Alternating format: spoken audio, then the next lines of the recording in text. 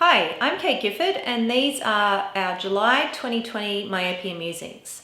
Now it's the last day of July here in Australia, and where I am in regional Queensland it's a little bit chilly, and I've been at the computer all day doing all sorts of interesting myopia profile stuff, so I've still got my cozy jumper on, and this is the last thing I've got to get done on the last day of July to tell you a little bit about what's happened on the website and across our platforms in July.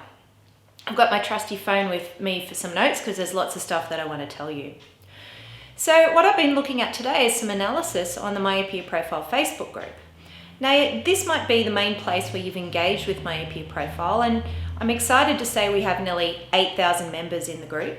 These members come from over 100 countries, and around 75% of them are primary eye care practitioners, optometrists and opticians, those of us who are at the front line of managing myopia.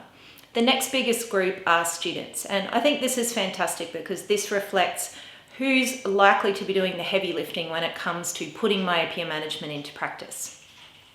Now this month in Myopia Profile there's been loads of fascinating posts, all sorts of really interesting clinical cases about toric ortho K, about atropine dosage, whether atropine can be diluted or how it should be prepared.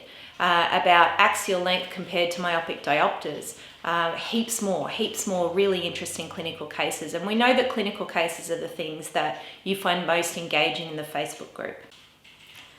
A little more analysis I've done on the Facebook group indicates that each member on average visits the group about 12 times a month and interacts with about 26 posts per month.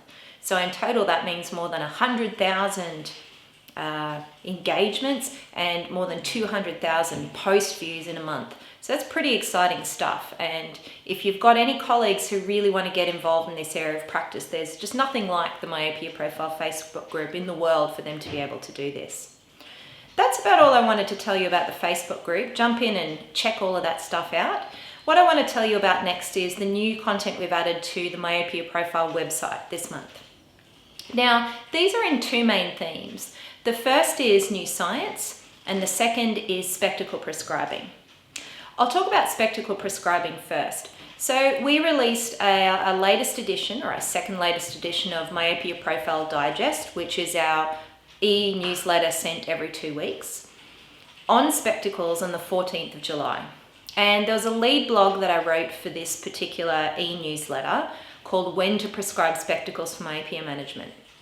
I really think this is important reading for everyone because spectacles are going to be a part of our myopia management strategy pretty much regardless. They're going to be perhaps our first correction, or maybe our only correction for children who aren't suitable or aren't ready for contact lenses.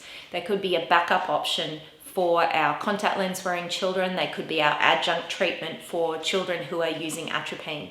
So I've gone into some detail about single vision corrections, when we're likely to prescribe them, and that's likely to be as a backup in specific situations or perhaps as an adjunct treatment for something like atropine. I've gone into detail about our standard spectacle lens designs being progressive addition and bifocal spectacle lenses, and provided you a useful reference table to understand how well they work, what efficacy they have for myopia management based on binocular vision presentation. I've also talked about new myopia control specific designs and given you a link to further reading in a blog on the latest and greatest science on spectacle lens myopia control. And this is written by our Myopia Profile team member, Cassandra Haynes. There's links to lots more further reading, so do jump on, hit the clinical tab on the website, and you'll see that blog right up near the top, When to Prescribe Spectacles for Myopia Control. Now when it comes to new science, what we've done most recently towards the end of this month is analysed a bunch of new research from the Arvo 2020 abstracts. Now Arvo is a research conference which is normally held every year, and it brings together more than 10,000 vision science researchers from across the globe. So all the latest and greatest, all of the hottest research is released at Arvo, and this year obviously it happened online. There was a variety of video presentations first, and then all of the abstracts were released more recently.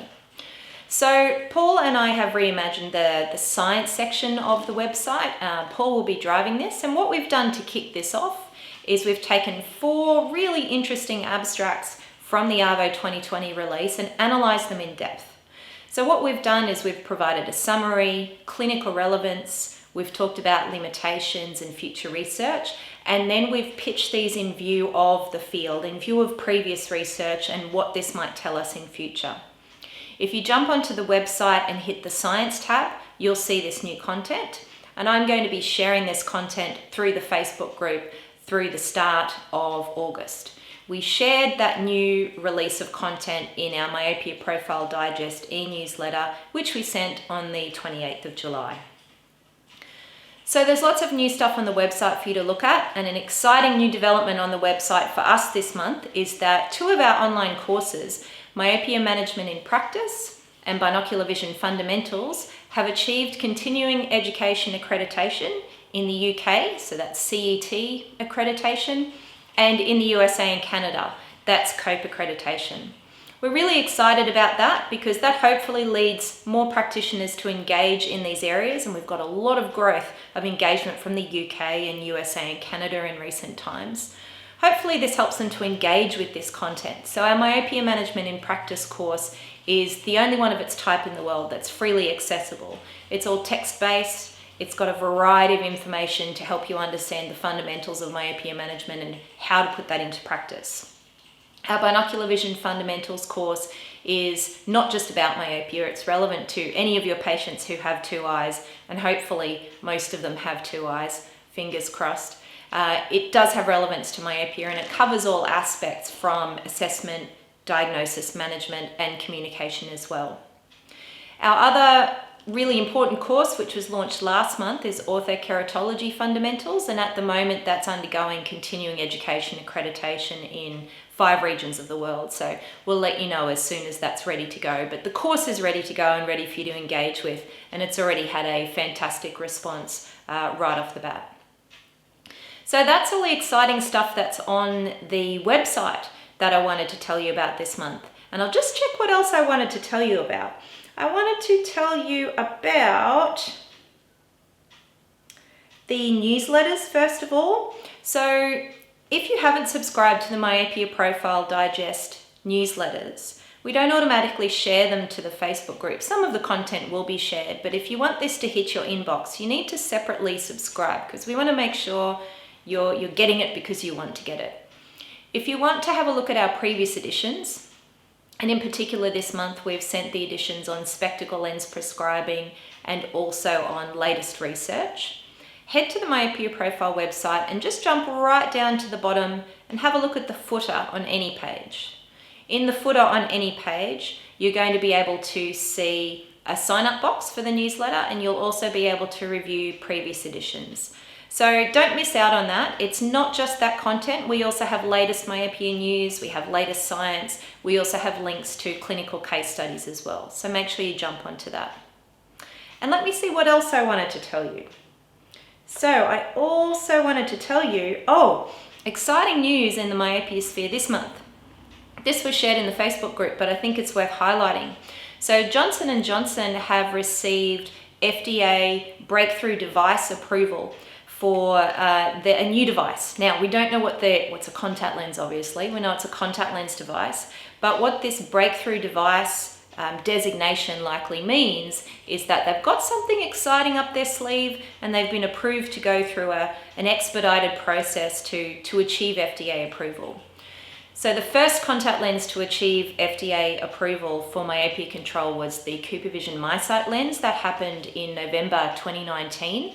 And so the potential of another future treatment is very exciting. We're yet to see these research results and we're yet to understand the details of this new contact lens from Johnson & Johnson, but that's pretty exciting news that's got all of us myopia nerds with an eager eye in the future to see what's happening next in that particular sphere.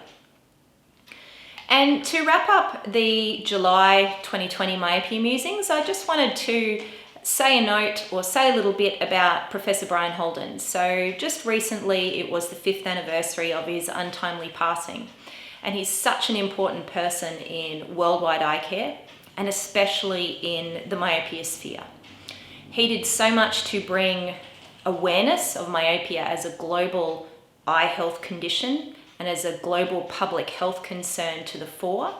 He spearheaded the World Health Organization recognition and meeting about myopia and the impact of high myopia, which occurred in 2015. I was lucky enough to share the stage with him at the British Contact Lens Association conference over in England about a month or so before he passed away, and this was for their very first inaugural Myopia Management Day held by the BCLA.